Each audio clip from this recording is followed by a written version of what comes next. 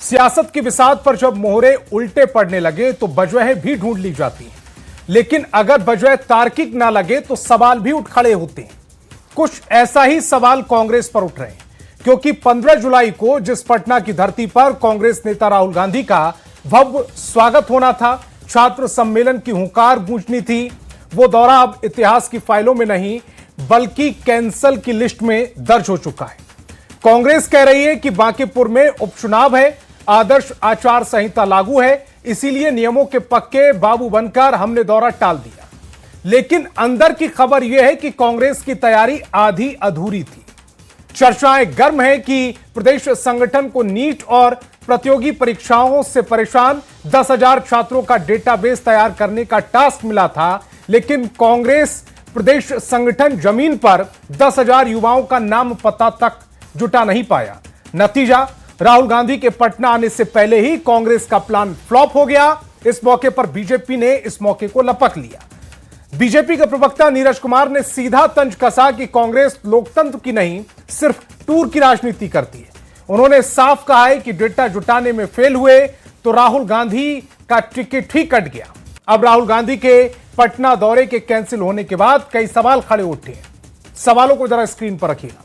सवाल नंबर 1, क्या 10,000 छात्रों का डेटा न जुटा पाना बिहार कांग्रेस के जमीनी संगठन के दिवालियापन का सबूत है? क्या पार्टी केवल सोशल मीडिया पर मजबूत है और जमीन पर पूरी तरह से खोखली हो चुकी है? सवाल नंबर 2, क्या आदर्श आचार संहिता सिर्फ एक राजनीतिक ढाल और बहाना है? अगर कांग्रेस की तैयारी पूरी होती तो छात्रों का हुजूम जुटाने की गारंटी होती, तब भी क्या यह दौरा रद्द किया जाता? सवाल नंबर 3, बीजेपी का यह आरोप कितना सही है कि कांग्रेस केवल पॉलिटिकल टूरिज्म यानी कि टूर की राजनीति करती है? क्या राहुल गांधी केवल तभी राज्यों का रुख करते हैं जब मंच और भीड़ पूरी तरह से सजकर तैयार मिले? सवाल नंबर 4, विपक्ष जिस नीट और प्रतियोगी परीक्षा के मुद्दे पर केंद्र सरकार को घेर रहा था, क्या बिहार में उस मुद्दे पर वो खुद बैकफुट पर आ गया है? जब पीड़ित छात्रों के हक में खड़े होने और उसका डेटा जुटाने की बारी आई तो कांग्रेस पीछे क्यों हट गया? सवाल नंबर 5, इस दौरे के रद्द होने से बिहार में कांग्रेस के कार्यकर्ताओं के मनोबल को जो चोट पहुंची है उसकी भरपाई कैसे होगी, कौन करेगा? क्या इस नाकामी के बाद प्रदेश नेतृत्व पर गाज गिरना तय है? आज इन्हीं सवालों पर करेंगे प्रदेश की नंबर 1 बहस, लेकिन सबसे पहले दिखाते हैं एक रिपोर्ट।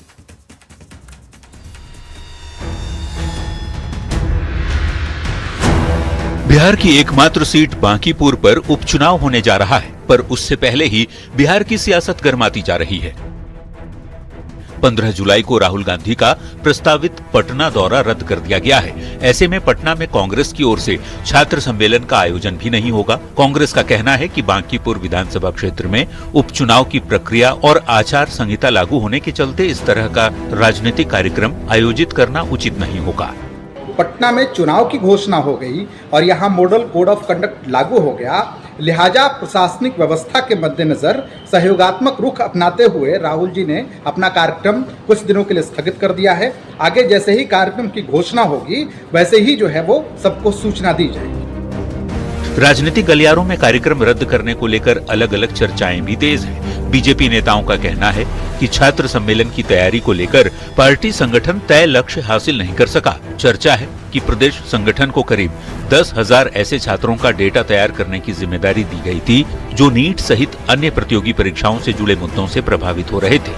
बताया जा रहा है कि इन छात्रों के नाम और संपर्क विवरण जुटाने का लक्ष्य रखा गया था, लेकिन तय समय तक ये तैयारी पूरी नहीं हो सकी और राहुल गांधी की यात्रा रद्द करनी पड़ी।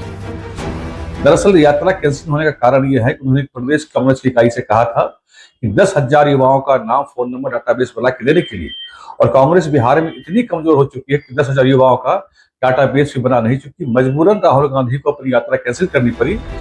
बांकीपुर सीट से कांग्रेस प्रवक्ता असितनाथ तिवारी लगातार 2 दिन तक मीडिया में ये बयान देते रहे कि आरजेडी ने गठबंधन धर्म का पालन नहीं किया, ऐसे में कांग्रेस अपने कैंडिडेट उतारेगी। लेकिन आज तक कैंडिडेट का ऐलान हुआ नहीं और अब राहुल गांधी की यात्रा रद्द होने के बाद सत्ता पक्ष को कांग्रेस को घेरने का बड़ा मौका भी मिल गया। न्यूज़ 18 के लिए पटना से रवि एस नारायण के साथ ब्यूरो रिपोर्ट।